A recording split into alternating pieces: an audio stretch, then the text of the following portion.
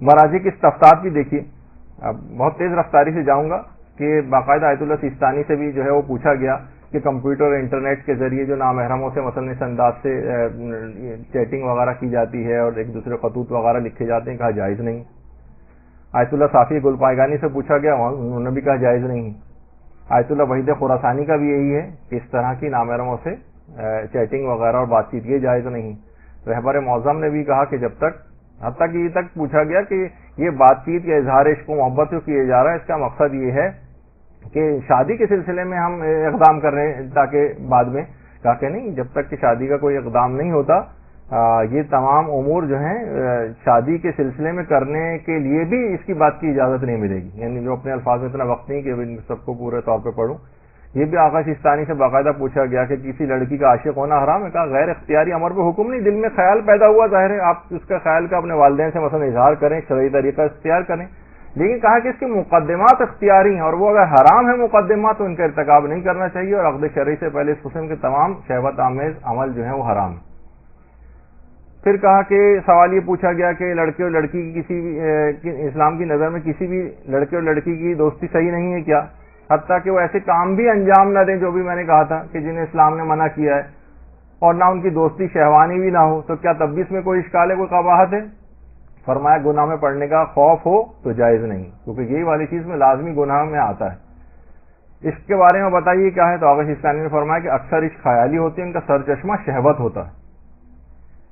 اور پھر یہ بھی کہا کہ اس قسم کے جو اب اتنا وقت نہیں ہے کیونکہ بہت تیز رفتاری سے جانا ہے, تو بہرحال اگر کوئی شخص اس انداز سے گرفتار ہو رہا تو اسے شادی کے سلسلے میں اقدام جو ہے وہ کرنا چاہیے, اور اس قسم کی دوستی کو جائز قرار نہیں دیا ہے اور حرام ہے جو عام طور پہ نامحرموں کے آپس میں ہوتی. اور عقد شرعی جب تک یہ شادی وغیرہ نہ ہو تو نامحرم لڑکے لڑکیوں کا اس طرح سے دوستی کرنا یہ گناہ کا سبب بنتا ہے اور جائز نہیں. دوست بنانا, نامحرم سے دوستی اور رفاقت جو ہے یہ بھی رکھنا جائز نہیں آغا سیستانی کے فتوے میں, اور تقریباً ایسے ہی دیگر مراجع کے فتاوی بھی ہیں.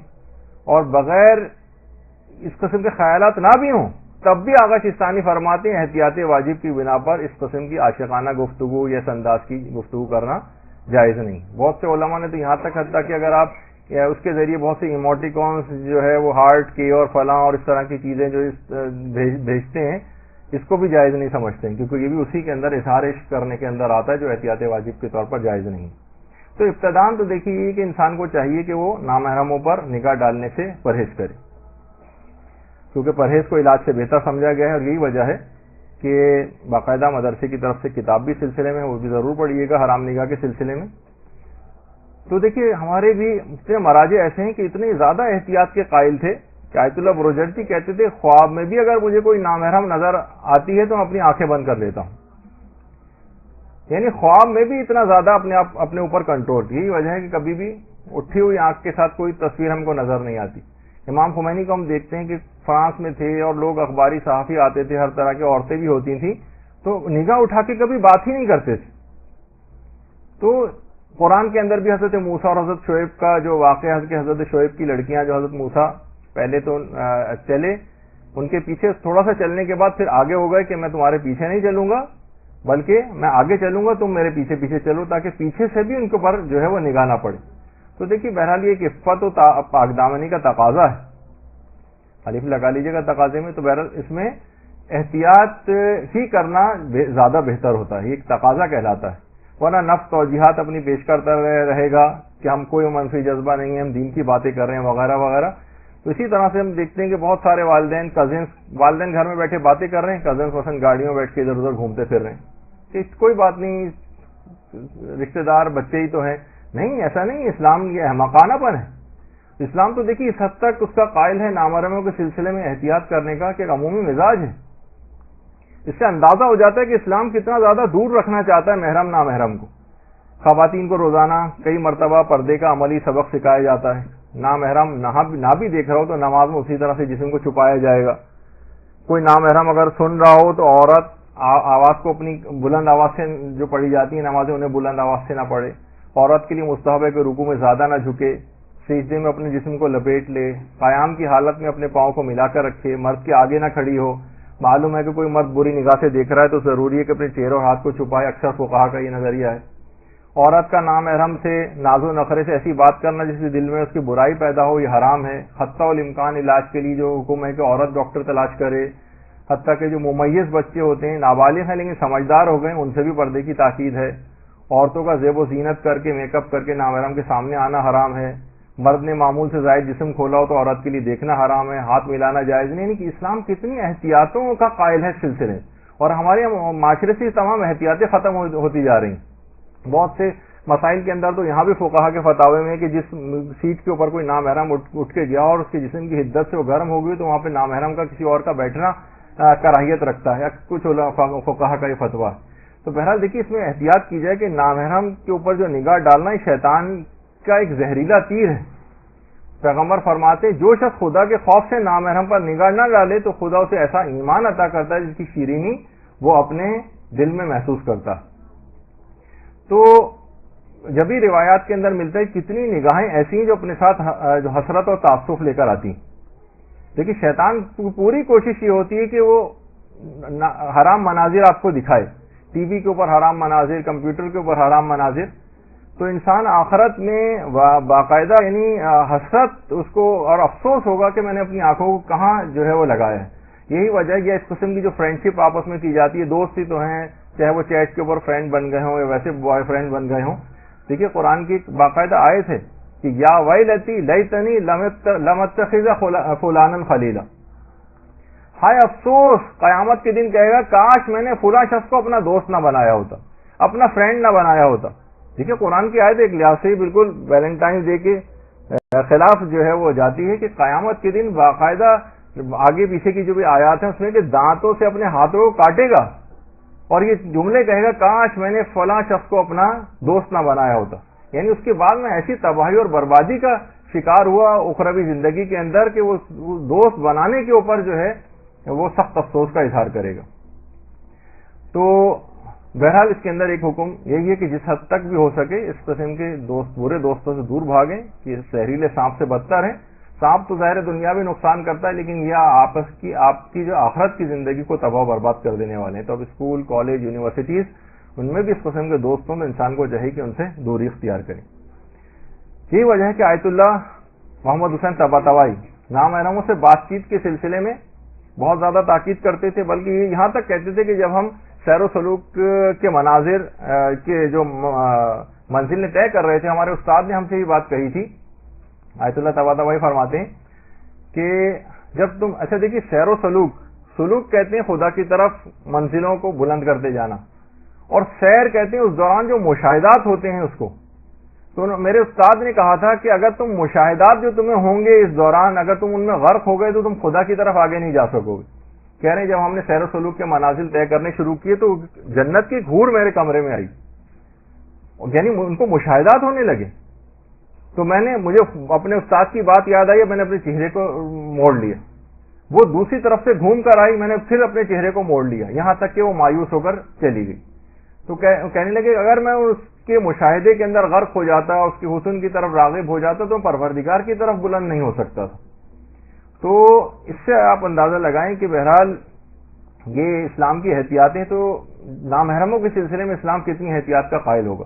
یہی وجہ ہے کہ قرآن کے اندر جو آیت آئی ہے لا تقربوا الزنا، لا تفعلوا الزنا، نہیں کہ زنا کا عمل انجام نہیں دینا بلکہ اس کے قریب بھی نہ جانا۔ یہ جو مقدمات ہیں، دوستی ہے، فرینڈشپ ہے، بات چیت ہے، یہ تمام چیزیں اس سے دوری اختیار کرو تاکہ تم اس کے قریب بھی نہ جاؤ۔ یہ نہیں کہ تمام مراحل ہو گئے بالکل چلیں بالکل ایک انتہائی حرام کی طرف انسان نہ جائے، نہیں، اس کے قریب بھی نہ جانا، اس کا بھی یہی نظریہ ہے۔ تو اس لحاظ سے گناہ کی طرف لے جانے والی، حرام کی طرف لے جانے والی جتنے امور ہیں تمام سے اجتناب کرنا ضروری ہوگا، چاہے وہ ایس ایم ایس ہو، چاہے وہ چیٹنگ ہو، چاہے وہ تصاویر ہوں، چاہے تحفے تحائف کا تبادلہ ہو، چاہے ایک دوسرے کو کارڈ بھیجے جانے کا چیزیں ہوں، اظہار محبت ہو، یہ تمام چیزیں اسلام کے اندر اس انداز سے نامحرموں کے ساتھ کرنی جائز نہیں ہے۔ اور اسلام دیکھیے اس حد تک اس سلسلے میں احتیاط کا قائل ہے کہ باقاعدہ امیر المومنین جوان عورتوں تک کو اللہم صلی علی محمد و علی محمد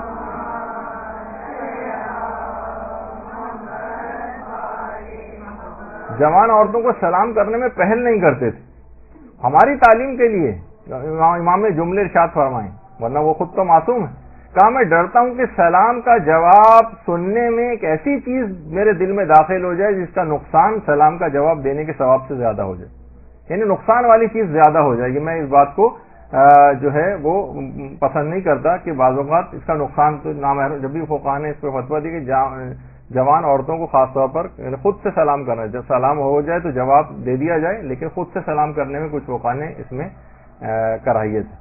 تو بہرحال دیکھیے احتیاط ہی کے اندر سبیل نجات ہے۔ یہی وجہ ہے کہ عورت کو ممیز بچے سے بھی پردے کا حکم اسی وجہ سے کہ ابھی بالغ بھی نہیں ہوا لیکن یہ تم پر بری نگاہ ڈال سکتا ہے، اس کا اگر احتمال پایا جاتا ہو تو اکثر فقہاء یہ کہتے ہیں کہ اس ممیز بچے سے بھی جو بھی بالغ بھی نہیں ہوا اس سے بھی اپنے جسم کو چھپائے۔ تو ہو سکتا ہے کہ 12 سال کا، 13 سال کا، 14 سال کا بھی ممیز بچہ ہو، اس سے بھی عورت کو ویسے ہی پردہ کرنا پڑے گا۔ وہ اس پہ ڈیپینڈ کرتا ہے جو کہ پردے کے مسائل میں آتا ہے کہ ممیز کس کو کہتے ہیں۔ تو اور یہاں تک ملتا ہے کہ اگر بری نگاہ سے کوئی دیکھ رہا ہو تو اپنے چہرے اور ہاتھوں کو چھپانا بھی اپنے اپنے فقہاء کے تقلید کے مطابق واجب بھی ہو سکتا ہے۔ کچھ فقہاء جو ہے اس کو کہتے ہیں، بلکہ زیادہ تر فقہاء کا رجحان یہ ہے کہ معلوم ہے کہ اگر کوئی نامحرم بری نگاہ سے دیکھ رہا ہے تو آپ کو چہرہ اور ہاتھ کھولنے کی سہولت واپس لے لی جائے گی اور احتیاطاً آپ کو چہرے کو اور ہاتھوں کو بھی چھپانا پڑے گا۔ تو اس کی جتنی بھی چیزیں ہیں اپنے اندر سے چیز ختم کرنی ہے، تو جتنے بھی رومانٹک فلمیں ہیں، ڈرامے ہیں، ان کو یا عشق یا ناول ان کو پڑھنے سے بالکل آپ اعتراض کریں۔ عشق یا شاعری پڑھنے سے اور سننے سے جو ہے وہ اعتراض کریں۔ اور علماء یہ بھی کہتے ہیں کہ دیکھیے اگر مثلا بعد کی زندگی میں مثلا شوہر کو پتہ چلے میری بیوی کسی اور سے عشق فرما چکی ہے، اس کا اعتماد ان سے اٹھ جاتا ہے، اس کے دل سے وہ اتر جاتی ہے، بدگمانیاں ہونے لگتی ہیں۔ اور یہی حال مرد کے سلسلے میں بھی ہوتا ہے کہ پچھلی زندگی میں اگر ایسا کر چکا تو ناقابل اعتبار ہو جاتا ہے۔ تو نامحرم کے لیے اس انداز سے خوشبو لگانا، زینت کرنا، یہ بھی سب جائز نہیں ہوتا ہے۔ نامحرموں کے ساتھ ہر قسم کے اختلاط سے انسان پرہیز کرے اگر اس گناہ سے اپنے آپ کو بچانا ہے۔ اور اس کے ساتھ ساتھ علماء نے یہ بھی کہا کہ مال حرام سے بھی انسان پرہیز کرے، کیونکہ فکر جب اس کی پاکیزہ نہیں رہے گی اگر وہ مال حرام کھائے گا، مال حلال کھائے گا تو اس کی فکر بھی پاکیزہ ہوگی۔ تو یہی وجہ ہے کہ اکثر فقہاء نے خیالی طور پر نامحرم کے متعلق برے طریقے سے سوچنا یہ بھی حرام قرار دیا۔ تو بہت ساری اس کے اندر اس قسم کی باتیں ہیں جس کا خیال رکھنا چاہیے۔ تو علماء فرماتے ہیں اس کا ایک بہترین حل جلد شادی، کہ انسان بعض اوقات یہ ہوتا ہے کہ جتنی بھی جلد ہو سکے، یعنی شیطان واقعی اس کے لیے سخت اذیت کا باعث ہے کہ وہ انسان اگر جلد شادی کر لے تاکہ ان تمام خرافات میں پڑنے سے وہ بچ جاتا ہے۔ اب بہت تیز رفتاری سے مجھے جانا پڑ رہا ہے۔ اور جب ہی امام نے فرمایا تھا کہ نوجوان لڑکیاں درخت پر لگے ہوئے پکے ہوئے پھلوں کی مانند ہوتی ہیں کہ فوراً ان کو اتار لینا چاہیے ورنہ دھوپ اور ہوا اس کو خراب کر دیں گی، کھانے کے قابل نہیں رہے گا۔ یعنی اس کے اندر بہت زیادہ مفاسد کا شکار چاہے وہ لڑکیاں ہوں چاہے لڑکیاں ہو جاتے ہیں۔ اب یہ ضرور ہے کہ ظاہر ہے کہ اس سلسلے میں والدین کو اقدام کرنا چاہیے کہ جلد سے جلد وہ اس فریضے اور غیر بے جا قسم کے جو توقعات ہیں ان کو بیچ میں نہ لے کر آئیں کہ ابھی اتنا سیٹ ہو جائے اور اتنا سیٹ ہو جائے اور یہ سب کرتے رہیں۔ کوئی ویسے عقلی طور پر کوئی ایسا مفسدہ نہ ہو تو تھوڑا انتظار کیا جا سکتا ہے، لیکن اگر فساد دیکھنے میں آ رہے ہوں تو پھر شادی میں جلدی کرنی چاہیے۔ تو دیکھیے اسلام بھی یہ کہتا ہے کہ شہوتوں کا ازالہ مقصود نہیں ہے بلکہ امالہ مقصود ہے، یعنی اس کا رخ موڑنا اور اس کا حل شادی۔ مثلا جس طرح سے کہا جاتا ہے کہ غصہ، یہ نہیں کہ غصے کو کچل دو، نہیں، غصے کا رخ موڑ دو۔ جہاد ورنہ انسان کیسے کرے گا؟ اپنے اگر واقعی آپ کو غصہ کرنا ہے تو اپنے نفس کے اوپر غصہ کریں۔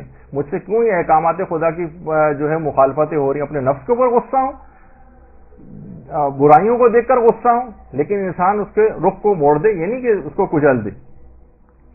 تو یہی وجہ ہے کہ آیت اللہ محمد حسین طباطبائی بھی یہ بات فرماتے تھے کہ شادی کرنے سے ایک فائدہ یہ ہوتا ہے کہ یعنی انسان بہت جلد اس کے بعد روحانی مدارج بھی طے کرتا ہے، یعنی اپنے آپ کو نفس کو گناہوں سے اگر بچا لے۔ وہ فرماتے تھے کہ میرے جتنے بھی کمالات ہیں یہ سب میری زوجہ کے مرہون منت ہے۔ جب بھی کہا جاتا ہے نا کہ وہ جملہ بھی مشہور ہے کہ ہر کامیاب آدمی کے پیچھے ایک عورت کا ہاتھ ہوتا ہے، تو لوگوں نے یہ بھی کہا کہ ہر کامیاب کے پیچھے ایک عورت کا ہاتھ ہوتا ہے جو اتنا تنگ کرتی ہے، دکھی ہو کے اپنے کام میں اتنا مصروف ہوتا ہے کہ کامیابی حاصل کر لیتا ہے۔ کہا کہ ہر کامیاب آدمی کے پیچھے ایک عورت کا ہاتھ ہوتا ہے، ناکام آدمی کے پیچھے کئی عورتوں کا ہاتھ ہوتا ہے، یہ بھی کہا جاتا ہے۔ یا مثلا یہ بھی مذاق اڑنے لگا کہ بعض دیاں مثلا طالبان کی طرح ہوتی ہیں، نہ ان کے خلاف آپریشن ہوتا ہے نہ ہی مذاکرات کامیاب ہوتے ہیں۔ تو بعض اوقات دیکھیے کیا ہوتا ہے کہ اس قسم کے جو رشتے ہیں ان کو بھی ایک طور پر اس انداز سے کمزور کیا جاتا ہے۔ تو اب دیکھیے کہ بہت سارے لطیفے بھی بنائے گئے ہیں، لیکن یہ کہ اگر ان سے بھی قطع نظر ہوا جائے تو ہمارے جو علماء ہیں یا ہمارے جو عارف حضرات گزرے ہیں جیسے شیخ رجب علی خیاط، اور یہ بہت ساری جگہوں پہ بھی آیا ہے کہ نامحرموں سے اگر اپنے خیالات کو بچانا ہے تو ایک ذکر انہوں نے بتایا ہے کہ یا خیر حبیب و محبوب صلی علی محمد و علیہ. جب بھی کسی نامحرم کی طرف التفات اس طرح سے پیدا ہو کہ اس کو دیکھا جائے تو فوراً سر کو اپنے جھکا لے اور یہ ذکر پڑھے یا خیر حبیب و محبوب صلی علی محمد و علیہ، تو یہ کرے. یا ایک چیز اور بتائی گئی کہ فنائیت حسن کا مراقبہ کرے کہ دیکھیے دنیا کی ہر حسین چیز جو ہے زوال پذیر ہے. آپ دیکھیں کالے بال جو ہیں سفیدی میں بدلنے والے ہیں، چہروں پر جھریاں پڑنے والی ہیں، یہ دانت جو ہیں بالآخر ٹوٹنے والے ہیں، کمریں جھکنے والی ہیں، جسم قبروں میں اترنے والے ہیں. تو لوگوں کو بتایا جائے کہ یہ زندگی کہاں ضائع کر رہے ہیں، یہ حسن مردار ہیں. حادث و فانی کو اگر اپنے دل میں بٹھائیں گے تو یہ حدوث و فنا کے اثرات کو ساتھ لے کر آئیں گے، اور آپ کے دل میں کبھی بھی خدا سے تعلق کی نسبت پیدا نہیں ہو سکے گی. مثلا کہا جاتا ہے کہ اگر ایک کمرے میں لذیذ کھانے رکھے ہوں اور لوگ خوش گپیاں کر رہے ہوں اور وہاں پہ کوئی جنازہ لا کے رکھ دیا جائے، کھانے میں مزہ آئے گا آپ کو؟ اسی طرح سے دل میں اگر کسی فانی انسان کی محبت آ جائے تو، اور غیر اللہ کی جو بدبو گندگی اور غلاثت آ جائے، اب یہاں پر اللہ کے ساتھ تعلق کی نسبت نہیں آ سکتی. تو لہٰذا مکمل طور پر اگر کوئی اس کے اندر مبتلا ہو گیا ہے تو مکمل اس سے قطع تعلق کرے، نہ بات چیت کرے، نہ اس کی طرف دیکھے، نہ اس سے خط و کتابت کرے، نہ چیٹ کرے، نہ کوئی میسج بھیجے، نہ ملاقات کرے. کوئی دوسرا تذکرہ بھی کرے تو اس کو روک دے اور اس قدر دوری اختیار کرے کہ کوئی ملاقات بھی اس سے نہ ہو، اور اگر قصداً جھگڑا بھی کرنا ممکن ہو تو جھگڑا کرے اور اپنی آخرت کو بچائے. اس قسم کی کوئی فرینڈشپ کی اسلام کے اندر اجازت نہیں ہے. اور واقعتاً علماء فرماتے ہیں کہ آخرت کا بھی مراقبہ کرے، کہاں اپنے آپ کو لگا رہا ہے. مثلا سوچے کل میں یہاں پہ اس طرح سے مرا پڑا ہوں گا، جیسے خود امیر المومنین فرماتے تھے نا، کتنی زمینوں کو باوقار جس میں دل فریب رنگ و روپ والوں کو زمین کھا گئی، جو رنج کی گھڑیوں میں مسرت انگیز چہروں سے دل بہلاتے تھے. کوئی مصیبت آ پڑتی تھی تو اپنے عیش کی تازیوں پر للچائے رہنے اور کھیل تفریح پر فریفتہ ہونے کی وجہ سے خوش بختیوں کے سہارے ڈھونڈتے تھے.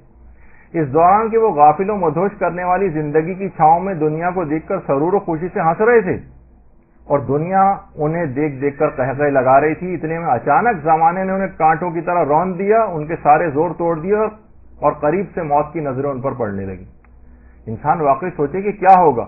کل کی جو عاشق و معشوق بنے ہوئے ہیں آج قبر میں اس انداز سے جو ہے وہ پڑے ہوئے ہوں گے، تو اوپر سے جو ہے پتھر رکھا جا رہا ہوگا، قبر کو بند کیا جا رہا ہوگا. تھوڑی دیر میں سوال منکر و نکیر ان سے ہونے لگ، کہاں گئی وہ ساری عاشقیاں اور سب؟ یہ اس موقع پہ سوالوں کے جواب دیجیے. ہتھوڑے دل پہ ہیں مغزے دماغ میں کھوٹے، بتاؤ عشق مجازی کے مزے کیا لوٹے. جو کسی شاعر نے کہا بھی نہیں، بتاؤ یہاں پر اب تم یہ سب جو کر کے آئے یہاں سب جواب سوال ہوں گے. اب جب قبروں کی دیواریں آپس میں ملنے لگیں گی اس وقت بتانا کہ سب کیا کس کے اندر اپنا دل و دماغ لگایا ہوا ہے. میدان قیامت میں جب قبروں سے جسم سب باہر نکل رہے ہوں گے اس وقت کہاں یہ سب چیزیں آپ کو یاد ہوں گی. اور جب پولیس رات سے گزر رہے ہوں گے اور نیچے گر رہے ہوں گے، کہاں گئی وہ عاشق اور معشوقی ساری. اسی انداز سے جب آتش جہنم میں جلنا پڑے گا پھر احساس ہوگا کہ کہاں اپنے آپ کو زندگی کو اس انداز سے ضائع کر کے آئے.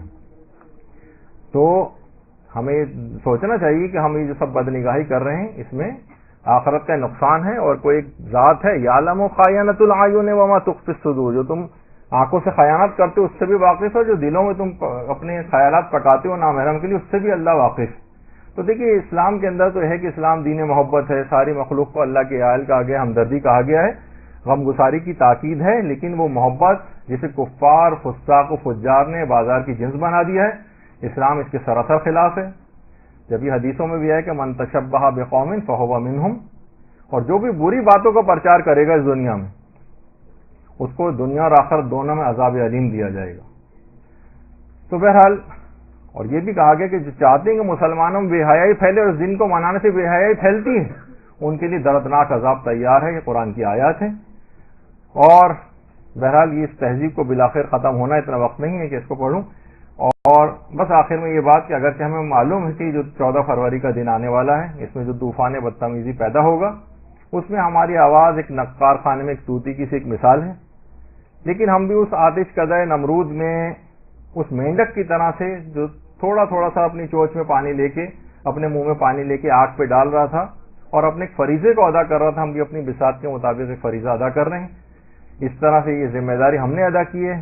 اس پیغام کو آگے پھیلانے میں آپ بھی اپنی ذمہ داری پوری کریں. کوشش کرنا ہمارا کام ہے، اس کو پائے تکمیل تک پہنچانا اللہ کا کام ہے. یہی وجہ ہے کہ امام خمینی یہ بات کہا کرتے تھے کہ خدا کی راہ میں کوشش کرتے رہو اور کبھی پیچھے نہ ہٹو، کیونکہ خدا نے تم سے کوشش مانگی ہے، نتیجہ نہیں مانگا ہے. وما علینا الا البلاغ وصلی اللہ علی محمد وآلہ الطیبین الطاہرین.